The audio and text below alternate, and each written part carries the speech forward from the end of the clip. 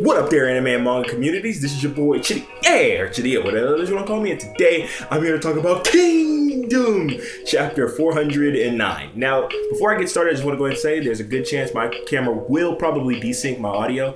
And since I have yet to find a suitable replacement camera and or found a way to fix this said issue, just try and pay attention to the audio, and I hope the desync doesn't bother you too much. Now, let's go ahead and get into this this very unexpected chapter of Kingdom, which I'm gonna be honest, I was not expecting the route we took, which is we get the backstory of Rou Ai, a character, about to be honest with you, I give two fucks about. Rou Ai could drop dead right now, and I wouldn't even give a shit. But I mean, I care about him a little bit more now, but still I don't give a shit about Rou Ai. He's fucking Rou Ai. So the chapter starts off with a village being ransacked. Like, niggas is beheaded. It is a horrendous sight. And it was led, the army that did this, it was led by one of the state of AI's generals, who is Hanoki. That is a problem. Anyone who comes from the Oki family is like instantly a massive threat to me. You cannot come from that man Oki. Like, I can't, like, he just looks like a massive threat. Like, I'm sure Mubu will like just come in and it's like, yeah, get the fuck out of my way. But he looks like a massive threat. And then his son is like a nutcase who probably is an even more massive threat. But then we also figure out the name of the prime minister who has been, helping out and trying to, sway Rou Ai to this more militaristic state sort of deal. Koreke, I think it's the proper way to pronounce it. And he's basically telling the general of AI, Hanoki, to calm the fuck down. We don't need to be drawing attention like this. We need to kind of build up our power because the time is coming for the final battle. Dude, the hype is so real. Like, this dude, the author for Kingdom, is hyping this shit up for no end. Like, he is like just hyping, like hype.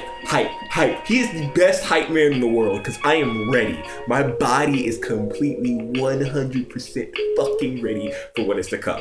Anyways, so then we go over to Rou Ai, and basically, people are calling him king, and he's like, oh, I don't want to be called king. Just call me, Rou Ai-sama. I don't want the queen to feel like there's a draw of power. But basically, he wants to give all the power to the queen. And then he starts thinking about how it's weird how he gained so much power over this period of time.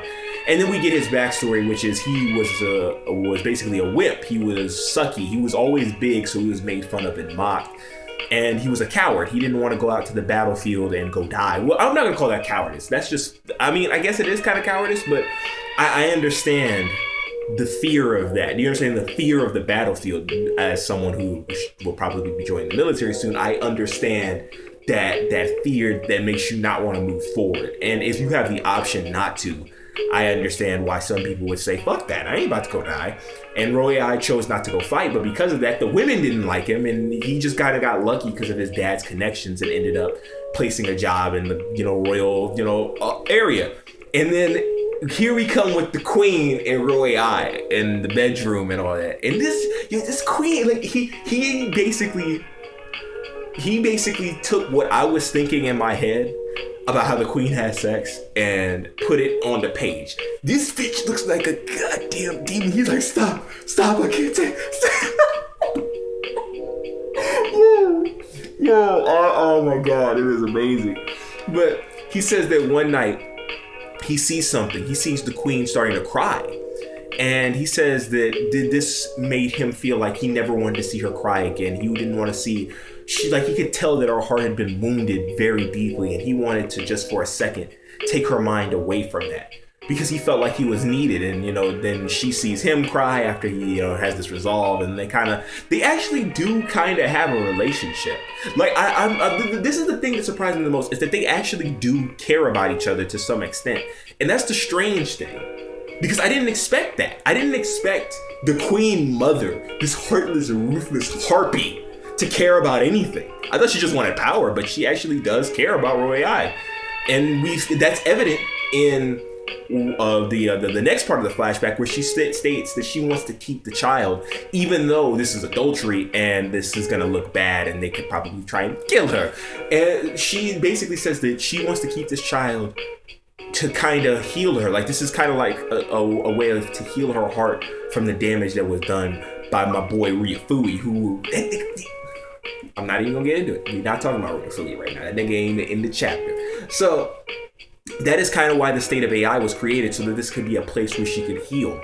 And now here's where things get stupid, because I'm telling you, we already know Rou Ai is gonna be the fall of the state of AI. He is gonna fuck this up monumentally, know it, because his people are, Koreki is still telling him, like, look, Kanyu is plotting this, and that. We need to go ahead and, jump in, handle this real quick. And Rou Ai is like, I don't want the queen to lose the place where she could heal her heart, so fuck it, let's do it. Like, you can tell that's how where this is gonna go. He wants to just protect the queen. He's doing it for good reasons, like, his own personal good reasons, but I mean, he's moving too fast against an army that is far too battle hardened for him.